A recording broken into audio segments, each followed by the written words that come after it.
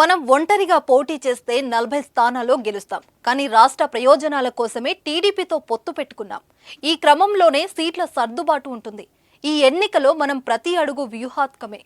కూటమి అభ్యర్థులు గెలిచేలా అందరూ పనిచేయాలి అని తూర్పు గోదావరి జిల్లా పర్యటనలో కార్యకర్తలతో జనసేనాని పవన్ కళ్యాణ్ అన్న మాటలివి.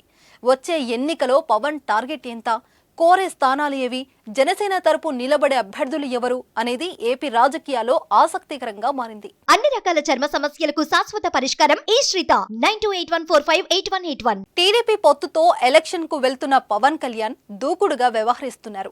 ఎన్నికలు దగ్గర పడుతున్న వేళ గోదావరి జిల్లాలో బిజీగా కార్యకర్తలతో భేటీ అవుతూ అభ్యర్థులను సన్నద్ధం చేస్తూ దిశానిర్దేశం చేస్తున్నారు. ఢిల్లీ వెళ్తున్న క్రమంలో బుధవారం భీమవరంలో పర్యటించారు పవన్.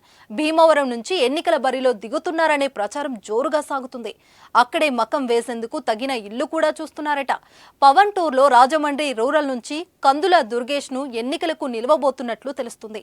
తణుకు నుంచి జనసేన అభ్యర్థిగా విడివాడ రామచంద్రరావుకు అవకాశం ఇచ్చారని ప్రచారం జరుగుతుంది.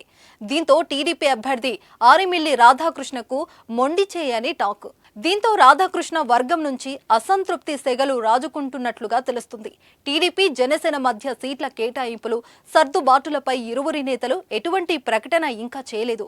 అయితే పవన్ టూర్ లో ఒక్కొక్క స్థానం నుంచి సమన్వయకర్తల రూపంలో అభ్యర్థుల పేర్లు బయటికి రావడంతో తెలుగు తమ్ముళ్లు కంగారు పడుతున్నారు. తమ అధినేత నుంచి ఎటువంటి సమాచారం రాకుండా జనసేన అభ్యర్థుల పేర్లు రావడంతో బెంబెలెత్తిపోతున్నారు. మరోపక్క బీజేపీతో పొత్తుపై ఎటువంటి క్లారిటీ రాకపోవడంతో సీట్ల సర్దుబాటుపై చంద్రబాబు ఎటువంటి నిర్ణయం తీసుకోలేకపోతున్నారట.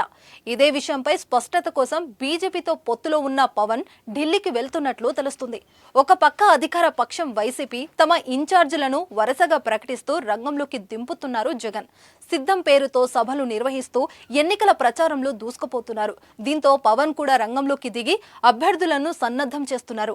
ఢిల్లీ వెళ్లి టీడీపీ జనసేన కూటమితో పొత్తుపై క్లారిటీ తీసుకున్నట్లు తెలుస్తుంది. జనసేనాని ఢిల్లీ టూర్ అనంతరం సీట్లు కేటాయింపు, అభ్యర్థుల ఖరారు వేగంగా జరిగిపోతాయని పొలిటికల్ టాక్. దీంతో టీడీపీ జనసేన అభ్యర్థులను కూడా క్లారిటీ వస్తుందట.